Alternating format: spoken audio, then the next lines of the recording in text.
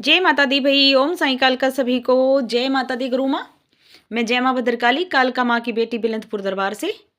कैसे हो भाई सभी लाडले लाडली हो। माता रानी जगत जननी जगदम्बे सब पर कृपा दृष्टि बनाए रखे और सभी के घरों में फेरा लगाती रहे, सबको सद्बुद्धि दे, आगे बढ़ने की प्रेरणा दे और सबके रास्ते खोल के रखे।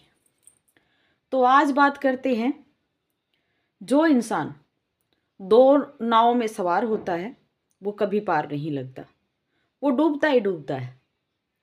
तो समझदारी इसी में है कि नाव एक ही रखें, दो नाव में पैर ना रखो, समझदारी इसी में है।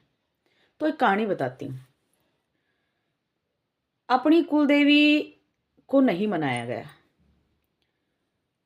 ठोकर खाते रहे, गिरते रहे, उठते रहे, ठोकर खाते रहे, गिरते रहे, उठते रहे। फिर किसी दूसरे दरबार में माथा टेका, भी माथा कहीं भी टेकोगे, शक्तियां बैठी हैं वहां, वो आपको फल जरूर देंगी। अगर उनको मानोगे तो वो आपको फल जरूर देंगी। जिस चीज के लिए वो भटक रहे थे तो उस शक्ति ने उनकी झोली भरी, लेकिन उनको ये समझ में नहीं आया कि झोलियां, कुल की झोलियां तभी भरी जाती हैं जब कुलदेवी खुश होती है। तो फिर ऐसे चमत्कार होते हैं कि कुलदेवी की शक्ति का उन्हें थोड़ा सा अनुमान हो जाता है कि कुलदेवी चीज क्या है। लग जाते हैं भाई, कुलदेवी की भी और उसकी भी मतलब लग जाते हैं। फिर उसको ही छोड़ देते हैं जहाँ जड़ थी। अब जड़ की बात कर रहे हैं कि जड़ नहीं छोड़नी चाहिए, फिर उस जड़ को ही छोड़ देते हैं।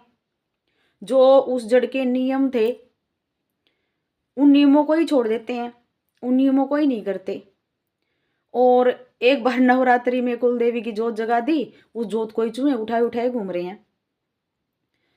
तो भैया पहली बात तो लाडले ध्यान से सुन लो, जड़ तुम्हारी कुलदेवी है। किसी भी शक्ति को मान लो, जड़, इंसान की जड़ हमेशा कुलदेवी कुलदेवता होते हैं।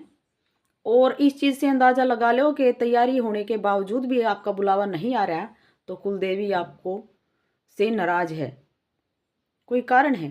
कुलदेवी आपसे नाराज है, आपने तैयारी कर ली फिर भी आपको नहीं बुलाया तो कुलदेवी नाराज है। तो पहले उस जड़ को मनाने का फायदा है, ना कि दूसरी जड़ को।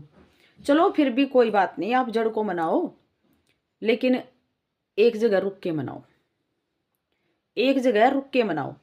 किसी को भी मनाओ, एक जगह रुक के मनाओ। दो दो नाव में पैर मत रखो, नहीं तो ऐसे डूबोगे कि उबरने का कभी समय नहीं मिलेगा। तो मेन पॉइंट यही है भाई, जो इंसान जिस घर में जन्म लेता है, जिस कुल में जन्म लेता है, उस कुल की जड़, उस कुल का देवता या कुलदेवी होती है। उसके बाद जड़ उस गांव का नगर खेड़ा होता है, उसके बाद जड़ इष्ट होता है। लेकिन जो इंसान कभी इसको मान रहा है, कभी उसको मान रहा है, कभी उसको मान रहा है, कभी उसको मान रहा है, तो उसकी जड़ कुछ भी नहीं होती। वो दो नावों में सवार होता है, खुद तो डूबता ही डूबता है, साथ में जो उसके पीछे परिवार है उसको भी ले डूबता है। जय माई की।